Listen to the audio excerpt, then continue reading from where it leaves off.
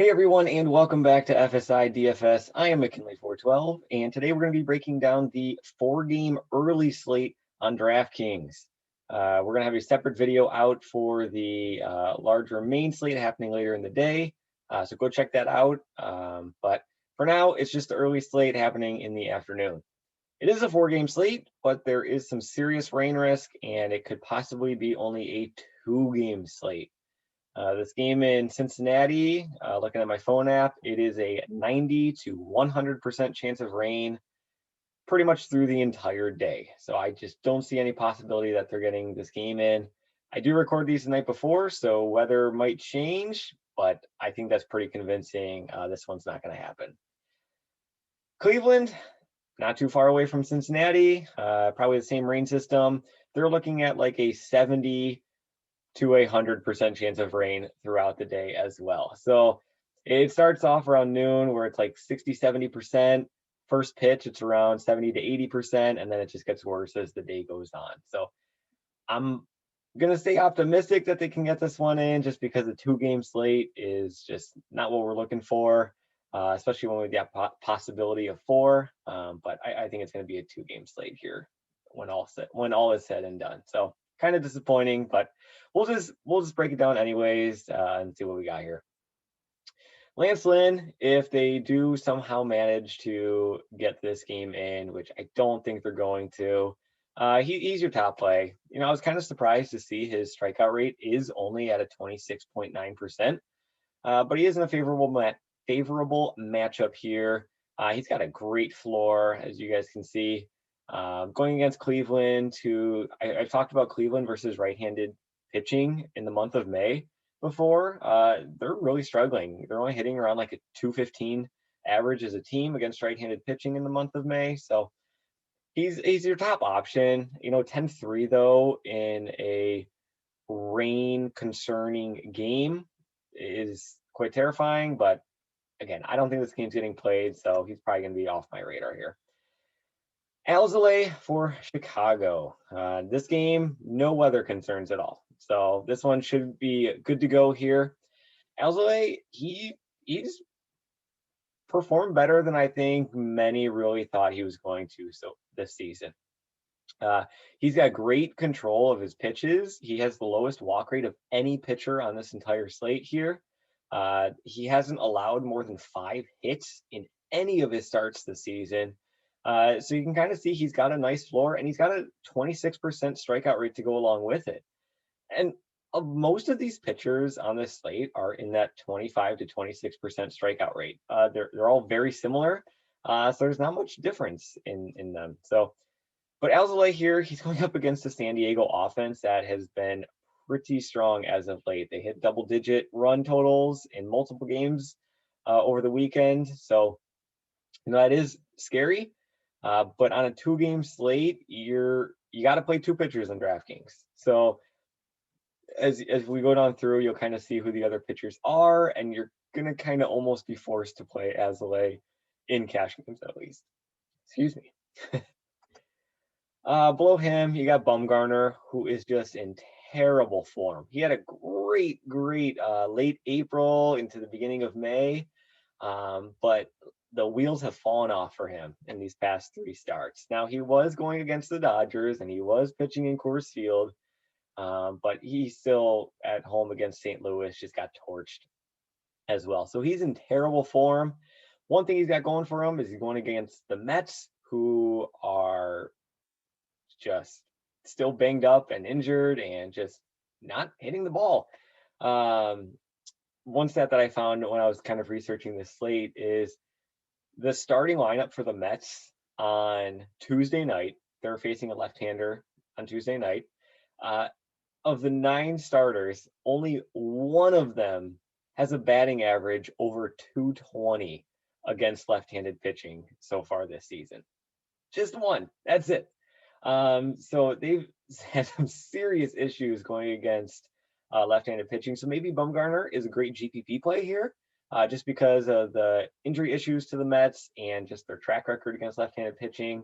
He could be. We know what he's capable of.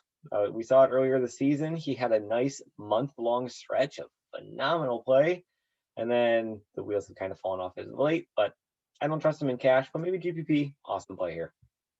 Peterson on the other side of the mound, the other lefty for this slate, I think he's a way better option for cash at least. He's going against Arizona. Their WRC plus as a team is 77, meaning they're 23% worse than the average team against left-handed pitching. So they've really been struggling against this pitch hand. And he's right along, like I said, he's at a 26.6 strikeout percentage. All the pitchers are right in the exact same strikeout range. He does have a slight walk issue. You can kind of see it here. He has a 9% walk rate so far this season, which is higher than most pitchers on this slate. But given the matchup, I still like Peterson over Bumgarner. But again, you can kind of see his floor is pretty weak, and he hasn't been in great form either. This Philadelphia-Cincinnati game's not playing. Not going to talk about it. Lamet, he hasn't pitched more than 3 innings in any of his games or appearances this season. He's come in relief. He's started games. It doesn't matter. He hasn't gone more than 3 innings. So I don't think there's any way that you can really trust him. Gutierrez, Cincinnati, not playing that game. And Eli Morgan, forget about it. This is his entire major league career here. 2.2 innings pitched, absolutely shelled, -10 DK points. He's not even a top prospect in the Cleveland Indians organization. I saw he's like the 19th ranked prospect in the Cleveland Indians organization. So he's way far down the list. Going up against the White Sox, not a chance. I wouldn't even put him in GPP unless you have 150 lineups going. Just don't bother. Don't bother. So I think ALZOLAY you have to play in cash just given the other options. And then you're probably going to choose between Peterson or Bumgarner. That's given that Cincinnati Philly doesn't play and Cleveland versus the White Sox don't play. But it's gross. It's gross. So let's look at the bats real quick. There's not really much to talk about just because we're looking at only 2 games here. So really, let's just skip the bats and kind of go right into some builds here. I was gonna say, like ALZOLAY, he's gonna be a pitcher that you pretty much need to play even with the strong San Diego offense, just because of what other pitchers are even on the slate. And say this White Sox game does go ahead. Okay. The White Sox do have some nice value. Billy Hamilton, he's been hitting the ball very well as of late. Andrew Vaughn, he's a nice value option as well. And that can kind of get you some of these higher priced bats, going against Morgan, a guy who we really want to target if this game does play. And I hope it does. If it does, I'm going to be all over the Chicago White Sox bats. I'm just going to throw in some other guys here. Mercedes, Anderson. You're still looking at close to 5K for your remaining players. Say it's a game that you think does play, but you don't trust Lance Lynn and you want to go more GPP route in it with Bumgarner, you're still looking at nearly 4K for the rest of your lineup. So there's that. We can pretend that the White Sox game doesn't exist and you're looking at a Chicago Cubs and an Arizona 2-game slate here. You can throw Bumgarner in GPP. Maybe you also want to throw in Peterson in GPP. Both from the same game, but I mean, this is just such a weird slate. It's such a weird slate. I don't even know how to get through this without just laughing at what's going on here. So maybe you could do this for GPP and then load up the Chicago Cubs and the San Diego Bats.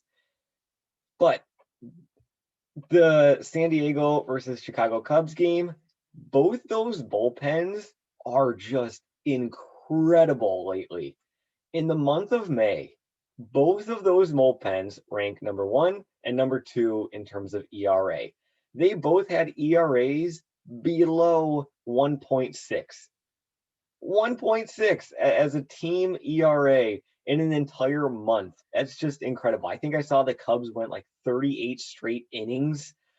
without allowing a single run of their bullpen. So it's just incredible what these bullpens have been able to do. So it's tough to really get excited about the bats in this game, but it's also tough to get excited about the bats in the Mets versus Diamondbacks game when both of them rank in the bottom 10 in nearly every single metric offensively. So I don't think there's a right way to go on this slate. Long story short, I don't think there's a right way to go in this slate.